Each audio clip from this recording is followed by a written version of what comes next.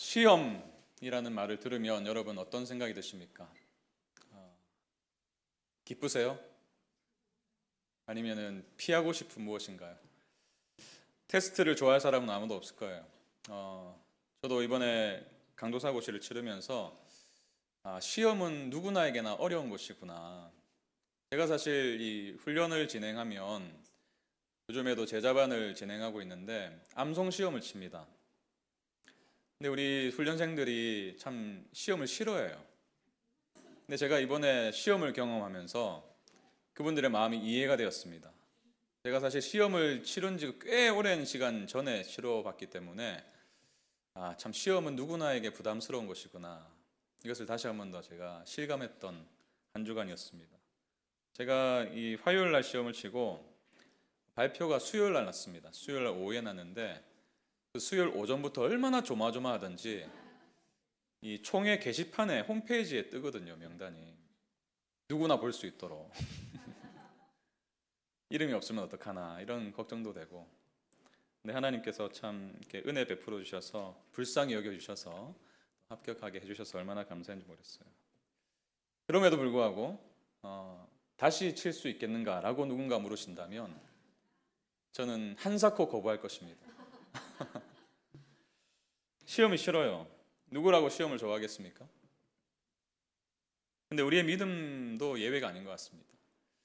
우리는 일상을 살아가면서 여러 가지 시험들을 마주하게 되는데, 특별히 우리의 믿음의 길을 걸어가는 여정 속에서 하나님이 때로 우리를 시험하시는 것을 경험하죠.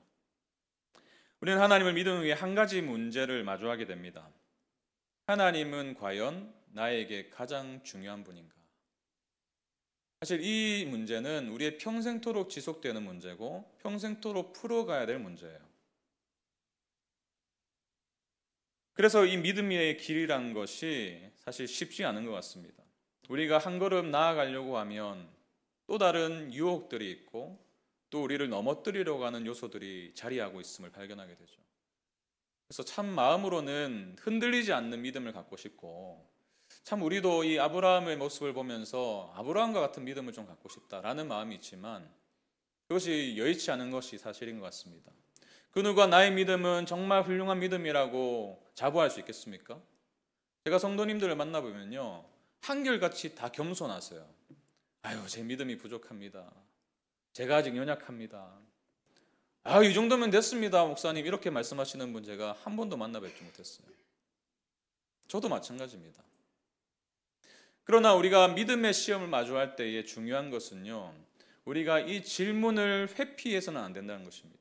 하나님이 나에게 가장 중요한 분이신가? 라는 하나님이 내주시는 시험 문제를 받았을 때에 회피하기보다는 그것을 수용하고 또 그 안에 담긴 하나님의 뜻을 발견해 나가는 것이 너무나 중요하다는 것입니다.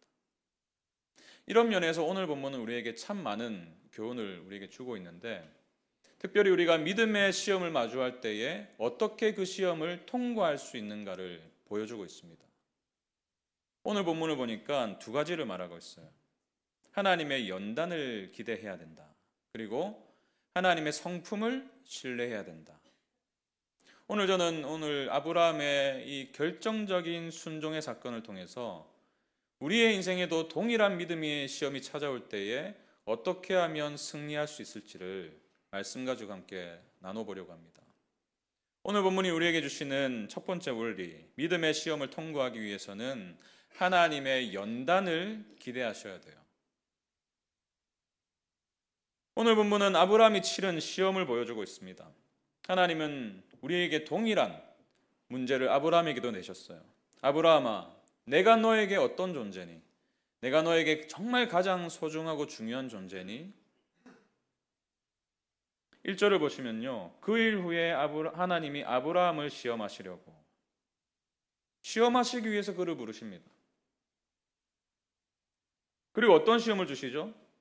2절을 세 번역으로 제가 준비했는데요, 하나님이 말씀하셨다. 너의 아들, 네가 사랑하는 외아들 이삭을 데리고 모리아 땅으로 가거라. 우리는 결론을 알죠. 결론을 알고 있기 때문에 어떤 일이 벌어졌는지 이후의 일들을 알기 때문에 이 명령을 그렇게 심각하게 받아들이지 않습니다. 근데 여러분이 아브라함이었다고 한번 생각해 보십시오. 어떤 마음이 들었을까요? 뜬금없이 나타나셔서 하나님이 네 아들을 데리고 모리아 산으로 떠나라. 내가 지시한 그 산으로 가서 번제로 드리라. 아브라함은 번제의 의미를 잘 알고 있었을 것입니다. 그런 이 아브라함의 마음이 어땠을까요? 사실 우리가 오늘 직면하고 있는 이 22장 1절의 말씀을 보면요, 한 가지 명령이 나오는데 그 명령은 가라예요. 가라. 그리고 네 사랑하는 너의 아들, 네 사랑하는 독자 이삭. 근데 이 똑같은 명령이 어디에서 또 있냐면 창세기 12장에도 나옵니다. 12장 1절을 보시면요, 하나님이 아브라함을 부르시고 어떻게 말씀하는지 한번 보세요. 여호와께서 아브라함에게 이르시되 너는 너의 고향과 친척과 아버지의 집을 떠나 내가 내게 보여줄 땅으로 어떻게 하라? 가라. 12장에서도 하나님이 나타나셨어요. 그리고 가라고 명령하십니다. 가라고 명령하시면서 무엇을 떠나라고 말씀하시냐면 너의 고향과 친척과 아버지의 집을 떠나라. 무슨 말입니까? 지금까지 그의 인생 75년 동안 살아왔던 그의 인생 과거를 단절하라.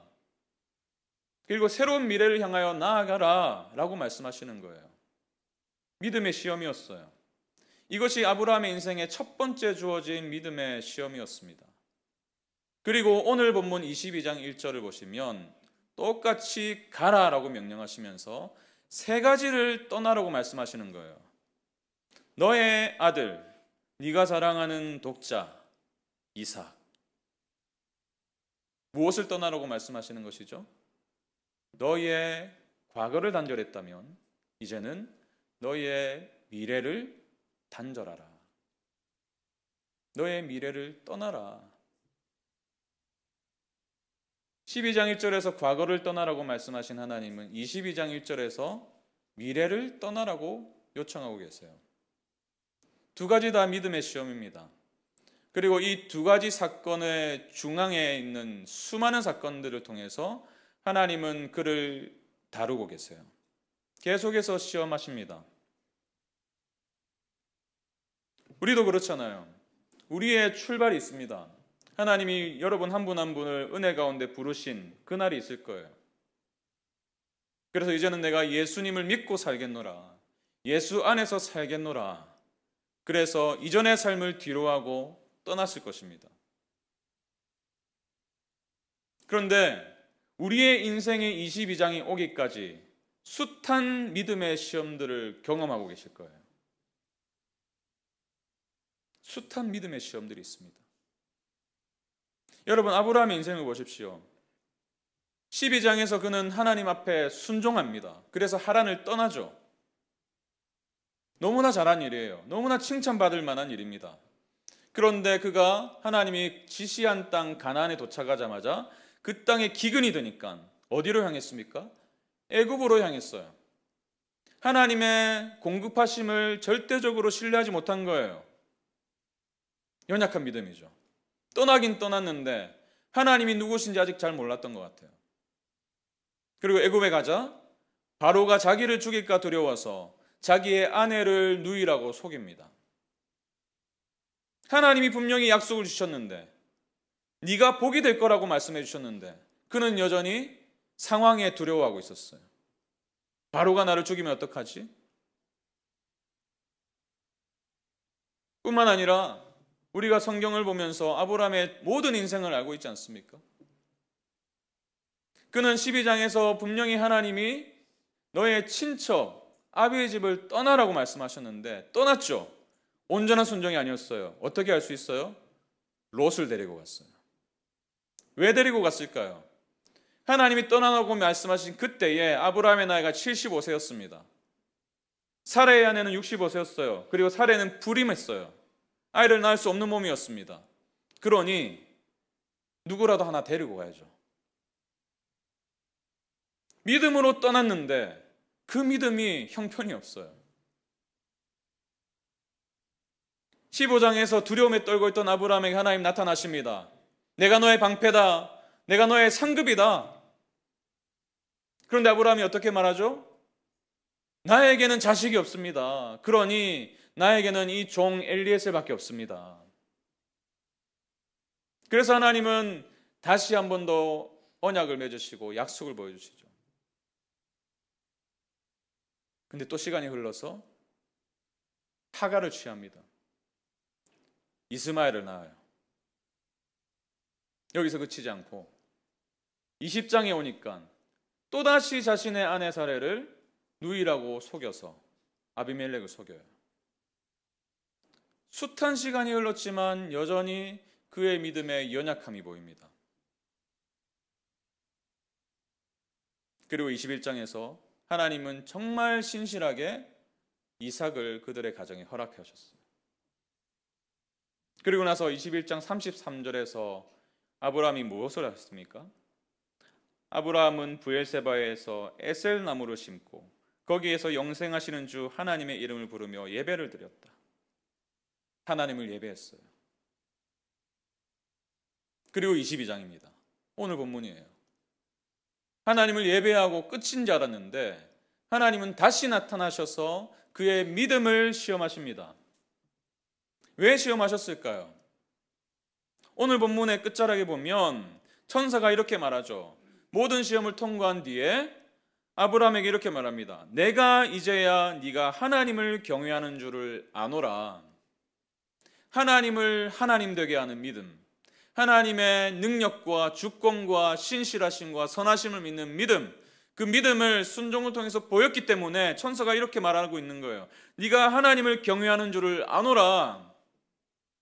여러분, 여기까지 오는데 몇 년이 걸렸습니까? 25년이 걸렸어요. 75세 때 믿음의 시작을 한 아브라함이었지만 25년이 지난 이 시점에서 비로소 하나님이 네가 하나님을 경외하는 줄을 아노라. 무슨 말씀일까요? 오늘 여러분이 직면하고 있는 믿음의 시험이 있을 것입니다. 병원에 갔더니 CT를 찍어보겠대요. 괜찮은 줄 알았는데 자녀들이 사춘기가 오래 가요. 집에 들어와서 얼굴을 안 비춰요. 문을 쾅 하고 닫아버리고. 이제 좀 살만한가 싶었는데 또다시 경제적인 어려움이 찾아옵니다. 다른 사람들 주식은 다 오르는데 나만, 내 것만 지금. 갑자기 집주인이 전셋값을 올리겠다고, 안 올려주면 나가라고. 우리의 삶에도 믿음의 시험이 있어요. 그것이 어쩌면 여러분의 오늘일 수도 있습니다. 그런데요, 하나님은 그 모든 과정을 통해서 무엇을 이루고 계신지를 주목해 보십시오. 아브라함의 인생을 보세요.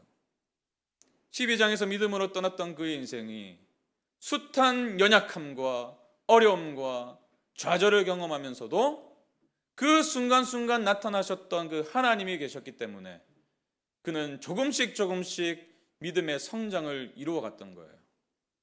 그것이 아브라함의 믿음을 연단시킨 것입니다. 그래서 마침내 22장에서 하나님을 경외하는 줄을 내가 아노라. 여러분, 우리가 이 소망을 바라보면서 달려가야 되지 않겠습니까? 여러분이 지금 직면하고 있는 믿음의 시험이 무엇이든지 하나님의 목적은 분명합니다.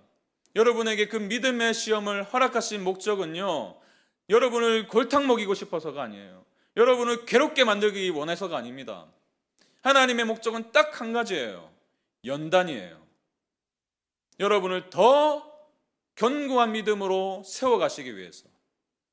그래서 이 땅에서 우리가 마주하고 있는 수많은 우리가 하나님이 아닌 다른 것들을 신뢰하고자 하는 그 마음들을 하나씩 제거해 나가기 위해서, 그래서 순전한 믿음으로 빚어가시기 위해서 하나님은 오늘도 믿음의 시험을 우리에게 허락하세요. 그것이 우리의 삶의 용광로예요. 저는 고등학생 때 아버지가 IMF를 맞으셔서 퇴직을 하시게 되면서 쫓겨나셨죠. 그래서 할 게 없어가지고 해오셨던 일들 가운데서 작게 사업을 시작하셨어요. 뭐 얼마가 안 지나서 망했지만요. 근데 사업을 하신 게 뭐냐면 고철을 알루미늄을 어디서 수집을 해오셔가지고 용광로에 집어넣어서 다시 그 알루미늄 바로 만드는 거예요. 그래서 저는 재련의 경험이 있습니다. 고철을 넣으면요 거기에 온갖 쓰레기가 다 있어요. 근데 용광로에 넣으면 어느 순간에 알루미늄이 녹고 그 불순물들이 떠요. 바가지로 그것을 퍼냅니다. 쇠바가지로. 그 작업이 반복이에요. 그리고 더 시간이 흐르면 불순물이 더 이상 나오지 않을 때가 있어요. 그때에 녹은 알루미늄을 퍼냅니다. 틀에 부어요. 여러분이 지금 직면하고 있는 믿음의 시험이 무엇이든지 하나님의 목적을 기억하시기 바랍니다. 여러분이 믿음의 시험을 마주했습니까? 이것을 기억하세요. 이 과정은 불필요한 시간이 아니라 연단의 과정이구나. 연단을 기대하십시오. 그래야지 여러분의 믿음의 시험을 능히 통과할 수 있어요. 아무런 의미도 없고 그냥 한숨만 내쉬고 그냥 지나버리면요 아무런 의미가 없습니다. 연단으로 받으세요. 연단으로 받으시고 이 과정을 통해서 나를 더 빚어가시고 성장케 하실 그 하나님을 기대하시면서 오늘 여러분이 직면한 믿음의 시험을 능히 통과하시길 바랍니다. 그런가 하면 하나님의 성품을 기억하는 거예요. 믿음의 시험을 통과하기 위해서 오늘 본문이 말씀하고 있는 두 번째 원리가 이것입니다. 하나님의 성품을 기억하셔야 돼요. 이것이 믿음의 연단의 과정임을 우리가 믿고 또 한 가지 하나님이 어떤 분이신지를 기억할 때에 우리는 능히 믿음의 시험을 통과할 수 있어요. 오늘 본문은요 3절부터 시작되는 굉장한 아브라함의 적극적인 순종을 기록하고 있습니다. 저는 하나님의 요청, 아브라함을 향한 명령도 굉장히 납득할 수 없는 비상식적인 명령이라서 계속 질문을 던졌지만 3절부터 시작되는 아브라함의 행동 역시 이해가 되지 않는 거예요. 아니 어떻게 아들을 번제로 드리라는 명령에 아브라함이 이렇게 순종할 수 있는가? 여러분 아브라함이 어떻게 반응했습니까? 3절 보십시오. 아브라함이 아침에 일찍 일어나 나귀의 안장을 지우고 두 종과 그의 아들 이삭을 데리고 번제에 쓸 나무를 쪼개어 가지고 떠나 하나님이 자기에게 일러주신 곳으로 가더니, 여기 보면요 원어를 보니까 6개의 미완료 동사가 쓰였는데 미완료 동사가 쓰였다는 것은 이 동사들이 연속해서 쉬지 않고 일어났다는 거예요. 이전에서 하나님이 말씀하셨습니다. 번제로 드리라. 그리고 나서 아브라함은 침묵해요. 아무런 말이 없습니다. 행동할 뿐이에요. 순종할 뿐이에요. 9절 10절도 마찬가지입니다. 하나님이 그에게 일러주신 곳에 이른지라 이에 아브라함이 그곳에 제단을 쌓고 나무를 벌려놓고 그의 아들 이삭을 결박하여 제단 나무 위에 놓고 손을 내밀어 칼을 잡고 그 아들을 잡으려 하니, 여기에도 6개의 미완료 동사가 쓰였어요. 굉장히 적극적으로 능동적으로 순종하고 있는 아브라함의 모습을 기록하고 있습니다. 어떻게 이럴 수 있었을까요?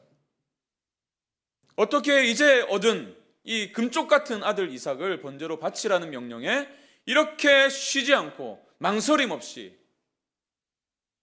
순종할 수 있었습니까? 오늘 본문은 그 이유를 딱 한 가지로 말하고 있어요. 아브라함이 하나님의 성품을 기억하고 그분이 어떤 분이신지를 다시 믿었기 때문이에요. 여러분 12장부터 21장까지 어떤 사건들이 일어났는지 제가 이미 말씀드렸습니다. 그런데 그 과정 속에서 물론 아브라함의 믿음에 연약함이 있었어요. 넘어지기도 했습니다. 의심했어요.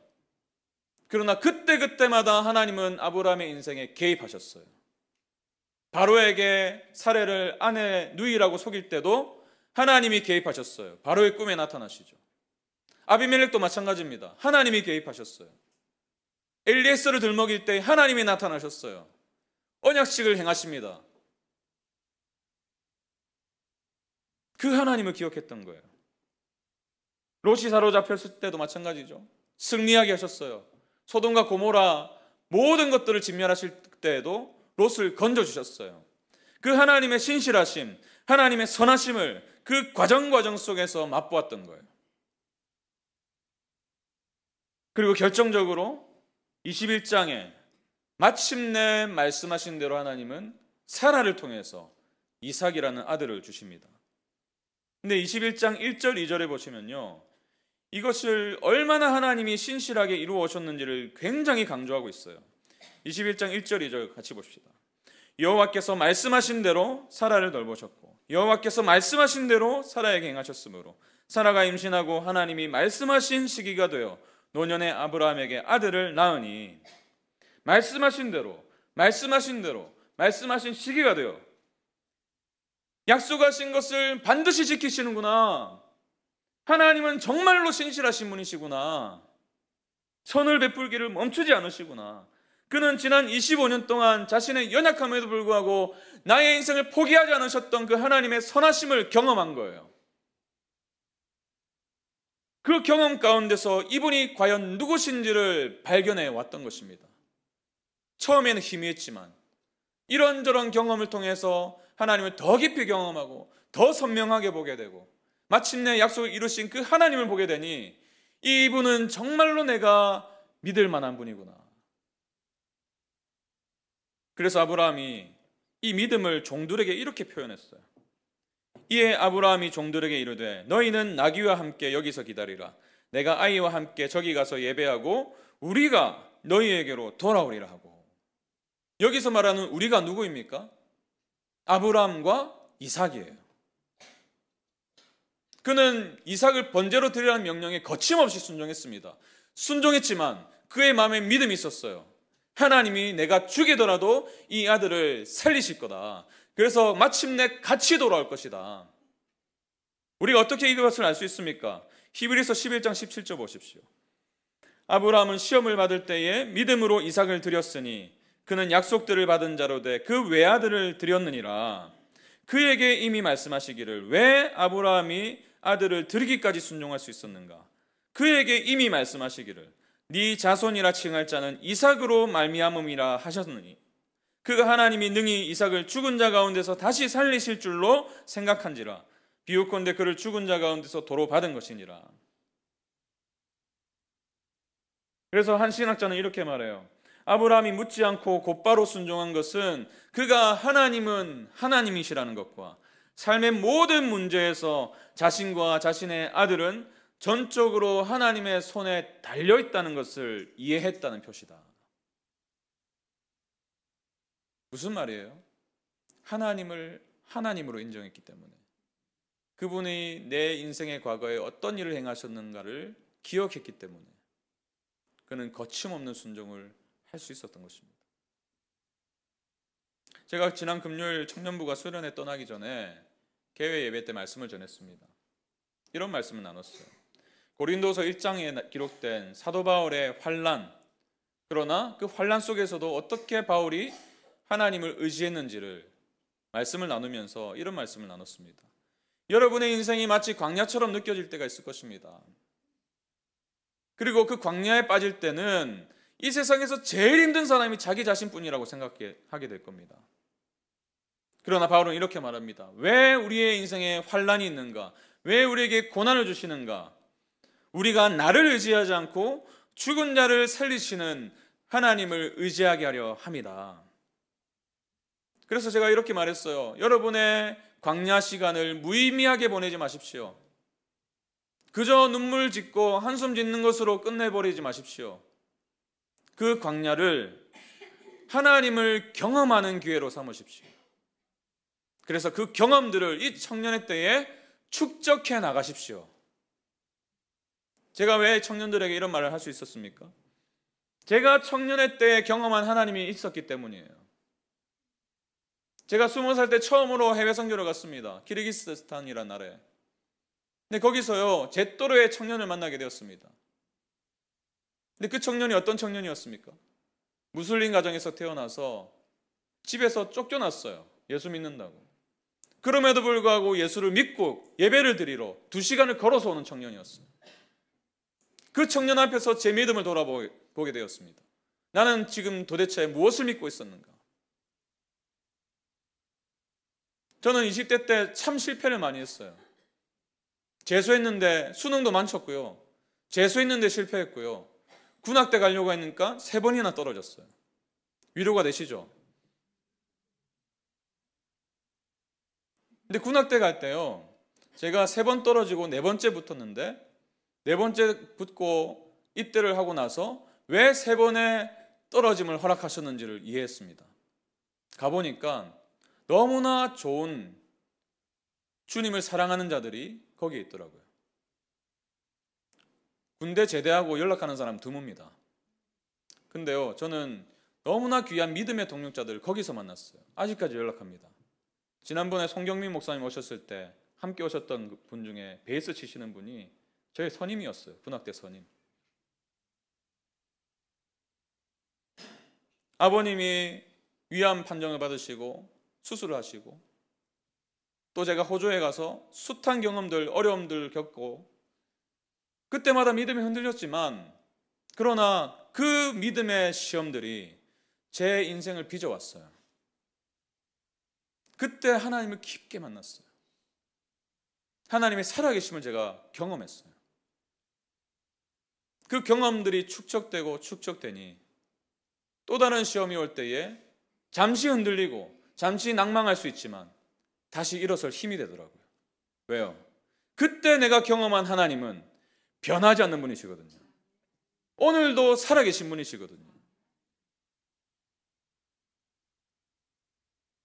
여러분, 여러분이 지금 현재 어떤 믿음의 시험을 직면하고 계시든지 여러분의 인생을 여기까지 인도하신 하나님의 선하심이 있었습니다. 그분의 은혜가 있었을 거예요. 그분을 기억하십시오. 하나님은 여러분을 미워해서 여러분에게 시험을 주시는 분이 아니에요. 그분은 여전히 선하십니다. 그리고 당신의 선하신 목적을 지금도 여러분의 삶을 통해서 이루어가고 계세요. 그분의 성품을 기억할 때에 오늘 직면한 이 시험도 능히 통과하며 우리의 삶을 통하여서 내 인생의 가장 중요한 분은 하나님이시다를 고백하게 될 줄로 믿습니다. 여러분, 이를 위해서 여러분들만의 축적된 이야기를 써내려 가세요. 기도 제목이 있습니까? 기도 노트를 활용하십시오. 거기에 기도 제목을 쓰시고 기도 제목만 나열하지 마시고 기도 응답을 해주신 것도 쓰세요. 응답받은 내용을 쓰십시오. 그리고 어느 날 시간이 흘렀을 때에 또 다른 어려움이 직면했을 때에 그 노트를 들추어 보세요. 제가 가지고 있는 이만한 노트가 오늘 못 가져왔는데요. 이만한 노트가 아직 있는데 제가 2007년에 호주 갔을 때 산 노트예요. 근데 그것을 아직까지 버리지 못하고 있습니다. 왜 버리지 못할까요? 들추어 보기 위해서. 거기 보면요, 하나님이 얼마나 선하신 분인지 제가 다 기록해 두었거든요. 이런 어려움이 있었는데 하나님이 극적으로 도와주시고, 이런 어려움이 있었는데 제 마음을 회복시켜 주시고, 그 내용을 다 적어 두었거든요. 그걸 들추어 볼 때에 오늘 마주한 어려움도 해석이 되는 거예요. 아, 그래, 하나님 선하신 분이지. 그분 변하지 않지. 그럴 때에 하나님이 우리를 향해서 네가 이제야 하나님을 경외하는 줄을 내가 아노라. 베드로전서 1장 6절 7절을 보시면요, 이런 말씀이 있어요. 그러므로 너희가 이제 여러 가지 시험으로 말미암아 잠깐 근심하게 되지 않을 수 없으나 오히려 크게 기뻐하는도다. 너희 믿음의 확실함은 불로 연단하여도 없어질 금보다 더 귀하여 예수 그리스도께서 나타나실 때에 칭찬과 영광과 존귀를 얻게 할 것이니라. 우리의 인생에도 오늘 본문인 22장이 언젠가는 있을 것입니다. 어쩌면 여러분은 아직까지 22장에 도달하지 못했을 수도 있어요. 그러나 실망하지 마십시오. 하나님이 마침내 여러분을 22장까지 인도하실 거예요. 저는 22장 1절을 보면요, 얼마나 은혜가 되었는지 몰라요. 하나님이 그를 부르실 때 이름을 부르세요. 아브라함아. 그 이름에 담기는 의미가 무엇입니까? 하나님의 약속이잖아요. 내가 너를 아브람에서 아브라함으로 바꾸겠다. 열국의 아비로 바꾸겠다. 그 약속이 담긴 이름을 부르시더라고요. 아브라함아. 무슨 말이에요? 하나님이 아브라함을 믿어주신 거예요. 이 시험을 통과할 것을 믿어주신 거예요. 오늘도 하나님은 여러분을 믿어주세요. 나의 아들아, 나의 딸아, 내가 너를 믿는다. 지난 몇 주간 저희 아내가 좀 수고하는 게 있는데요. 우리 둘째가 이제 수술을 받고 양 다리에 깁스를 하고 있습니다. 이제 3주 동안은 통깁스를 해야 됐기 때문에 또 이제 2주가 더 남았어요. 이제 6주를 총 해야 돼서. 근데 학교를 보내야 되니까 어쩔 수 없이 이제 휠체어에 태워가지고 등하교를 지금 아내가 시키고 있습니다. 그러다 보니까 뭐 자기도 모르는 사이에 이목에 집중이 된 거예요. 학교에서 굉장한 유명인사가 되었습니다. 이 둘째도 그렇고 아내도 그렇고 막 등교할 때마다 이제 애들도 보고 이제 부모님도 보시니까요. 그러다가 아내가 이제 몇 번이고 얼굴을 마주친 할머님 한 분이 계셨어요. 그래서 계속 마주치니까 왜 그럴까? 인사를 해야 되나 말아야 되나 그렇게 망설였다고 합니다. 근데 어느 날 버스 정류장에서 그분을 만난 거예요. 아내는 그분을 알죠. 자주 마주쳤으니까. 근데 그분도 아내를 안 거예요. 유명인사니까. 서로가 이렇게 된 거예요. 그러면서 그분이 그 할머님이 아들에 대해서 물어보시고 또 그러면서 자신의 이야기도 해주시고 또 아내도 지금까지 살아왔던 삶을 얘기하고 돌아와가지고 저한테 이런 말을 하는 거예요. 이것이 어쩌면 복음을 전할 기회가 될 수도 있겠네요. 저는 아내의 표정을 봤거든요. 휠체어를 끌고 다니면서 찡그리지 않았어요. 만약에 한숨을 쉬면서 이렇게 다녔다면요, 유명인사인데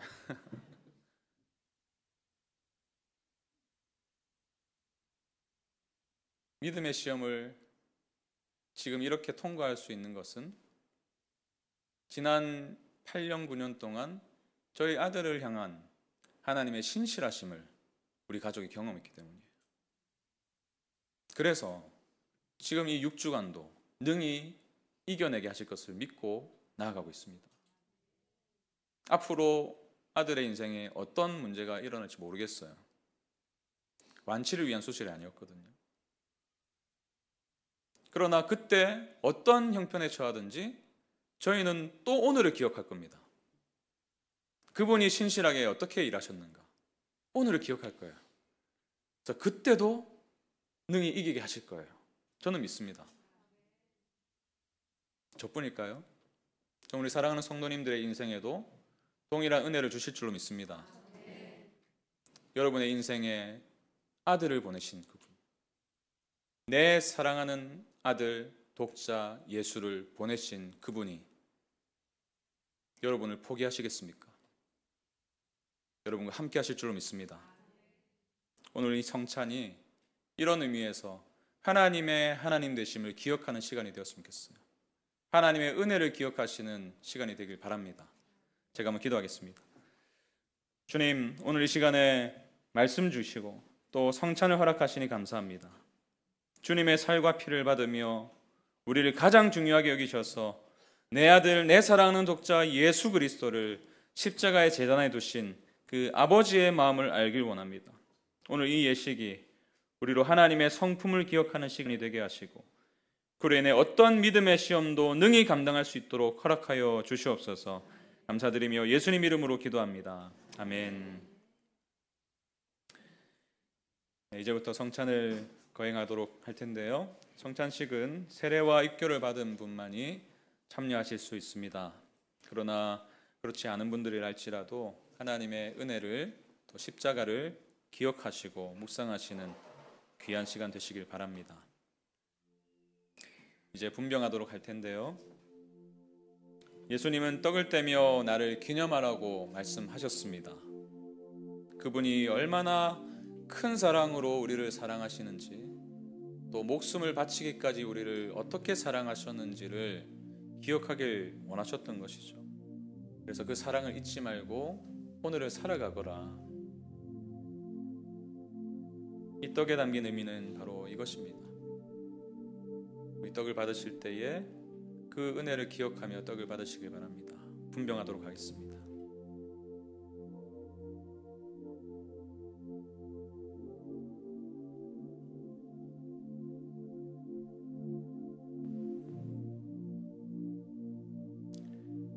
내가 너희에게 전한 것은 주께 받은 것이니 곧 주 예수께서 잡히시던 밤에 떡을 가지사 축사하시고 떼어 이르시되 이것은 너희를 위하는 내 몸이니 이것을 행하여 나를 기념하라 하시고. 받으신 분들은 눈을 감으시고 잠잠하게 기도로 나가실 때 좀 이런 기도를 했으면 좋겠습니다. 하나님, 오늘 내가 당면한 이 믿음의 시험, 이것을 그저 피하려고만 했습니다. 여기에 담긴 아버지의 뜻을 내가 발견하지 못한 채 불평하고 원망을 쏟아놓았습니다. 하나님, 그 모든 삶을 이제는 뒤로 하길 원합니다. 주님께서 베푸신 그 은혜, 이 과정을 통해서 우리의 삶을 연단시키실 그 사랑을 보게 도와주시옵소서. 우리 그렇게 기도로 나아가시겠습니다. 아버지 하나님, 그렇습니다. 우리의 삶에 주님께서 허락하신 믿음의 시험들이 있습니다. 이 믿음의 시험들이 우리를 힘들게 하고 넘어뜨리는 데 목적이 있는 것이 아니라 오히려 우리를 자라게 하고 연단시키시기 위함인 줄로 믿고 나아갑니다. 하나님, 우리가 이 떡을 받으며 당신이 보이신 그 사랑을 다시 한 번 더 기억하오니 주님, 이 사랑으로 오늘을 해석하게 도와주시고 오늘 이 당면한 믿음의 시험 가운데 넘어지거나 피하거나 뒤로 돌아서는 자들이 아니라 오히려 이 믿음의 시험을 능히 통과할 수 있길 간절히 원합니다. 주님께서 우리 성도들의 삶을 살피시고 주장하여 주시옵소서.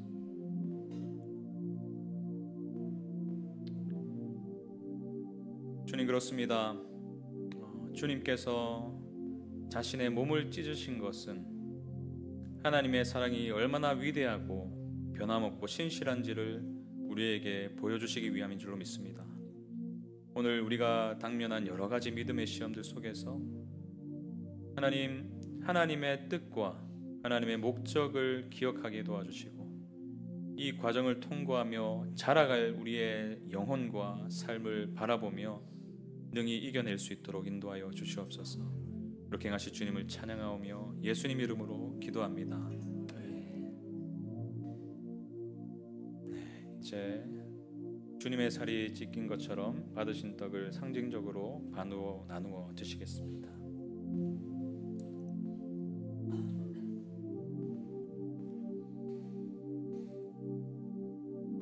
이제 주님의 보혈을 상징하는 잔을 받도록 하겠습니다.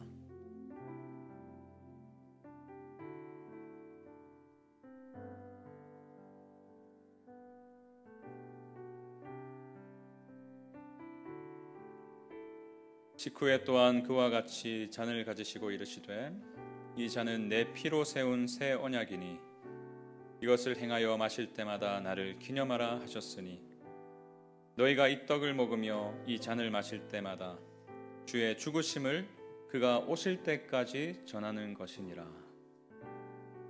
이 말씀을 받으며 우리 주님의 보혈을 상징하는 잔을 받도록 하겠습니다.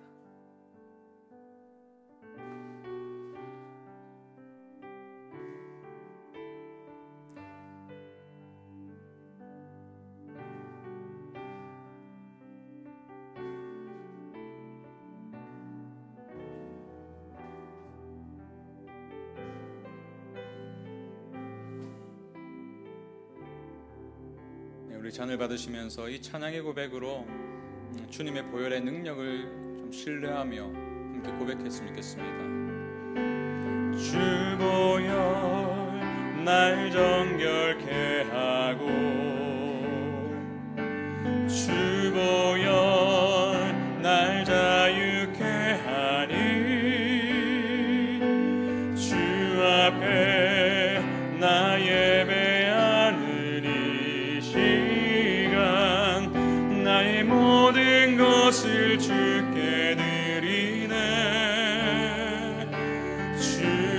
손 날 위해 지키셨고 주의 발 날 위해 박히셨으니 이제는 내가 사는 것이 아니요 오직 주를 위해 사는 것이라. 주의 손에 나의 손을 포개고 주의 손에 나의 손을 포개고 또 주의 발에 나의 발을 포개요. 나 주와 함께 죽고 또 주와 함께 살리라. 영원토록 주 위에 살리라.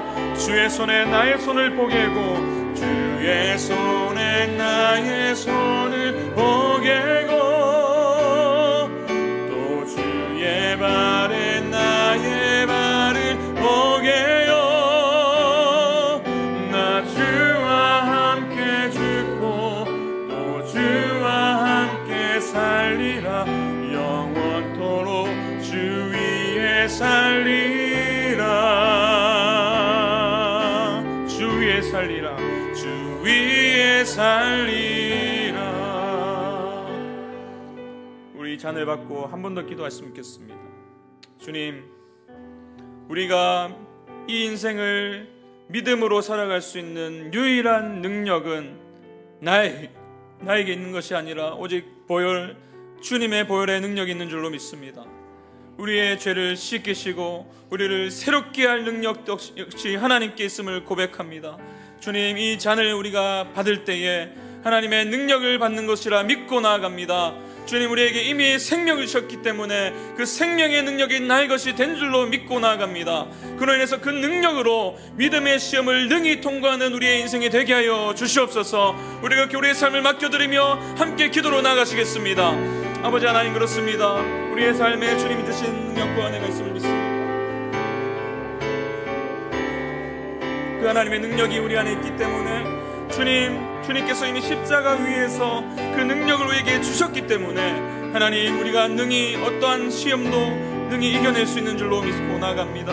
하나님, 우리의 삶을 아시는 주님, 우리의 삶의 형편도 아시는 주님께서 친히 여전히 역사하시고 친히 우리의 삶을 이끌고 가심을 믿고 나아가오니 하나님, 이 능력으로 우리가 우리의 삶을 바라볼 수 있도록 도와주시고 이 능력의 손길을 우리가 경험하며 하나님을 경험하는 복된 시간들이 될 수 있도록 인도하여 주시옵소서.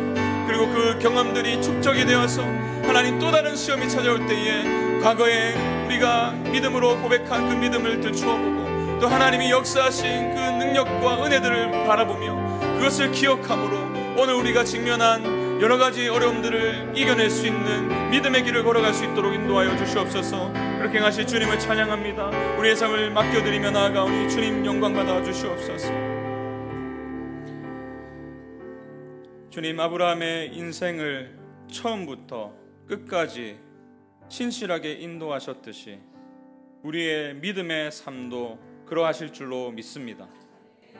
우리의 능력으로 우리가 귀한 믿음을 완성해 가는 것이 아니라 오직 하나님의 능력으로 당신의 선하신 은혜로 우리를 빚어가실 줄로 믿사오니 그것에 소망을 두는 우리의 인생이 되게 해주십시오. 예수님이 우리를 위해서 행하신 그 일에 우리의 삶을 걸고 소망을 두는 복된 인생을 살아갈 수 있도록 인도하여 주시옵소서. 감사드리며 예수님 이름으로 기도합니다. 아멘. 이제 그 믿음 가지고 받으신 잔을 마시도록 하겠습니다.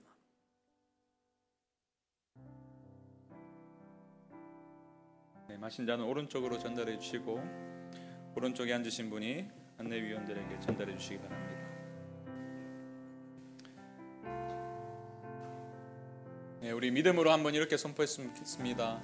주님만이 우리의 소망 되십니다.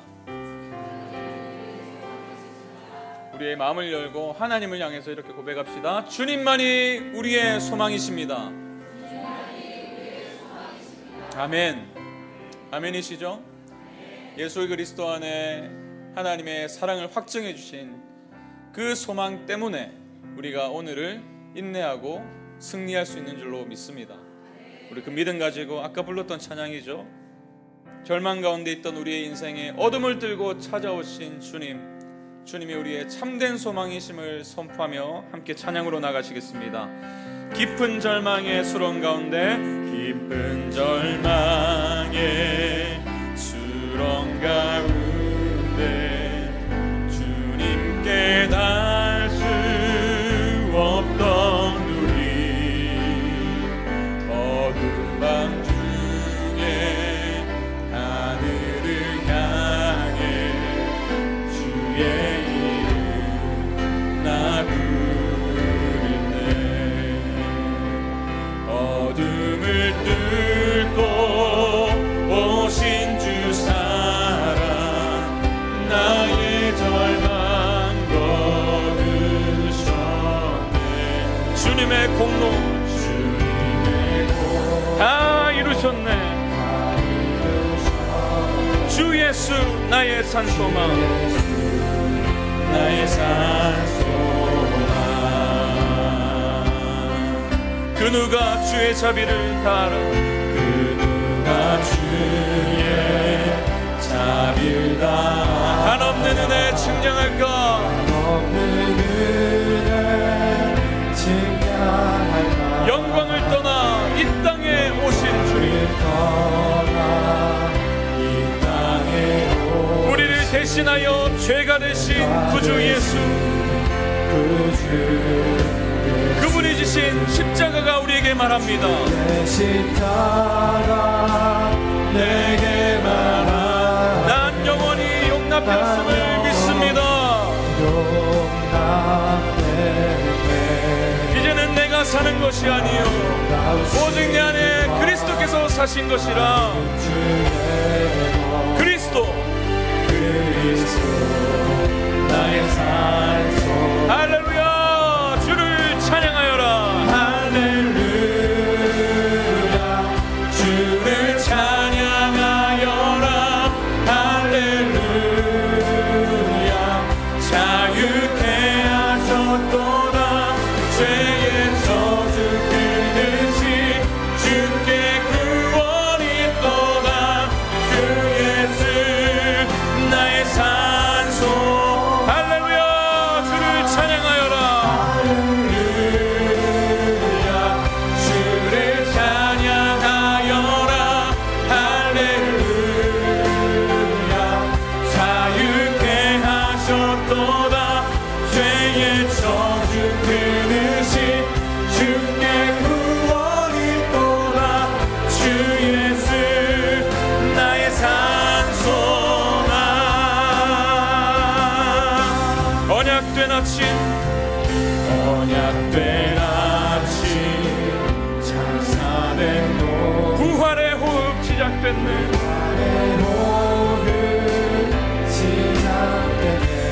유다의 사자,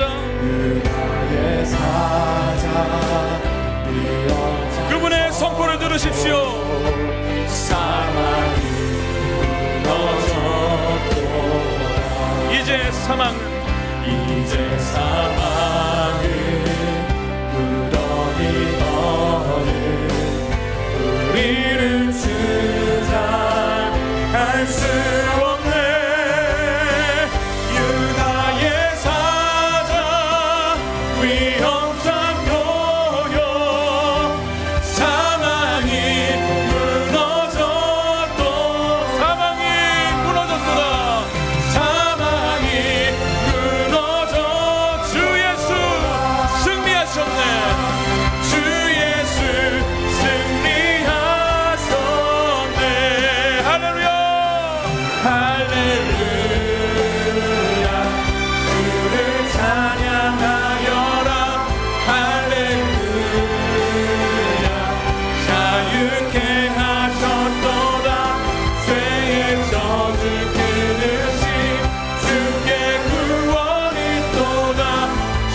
우리 자리에서 일어나셔서 믿음으로 주님을 찬양하며 선포합니다. 할렐루야. 할렐루야. 주를 찬양하여라. 할렐루야.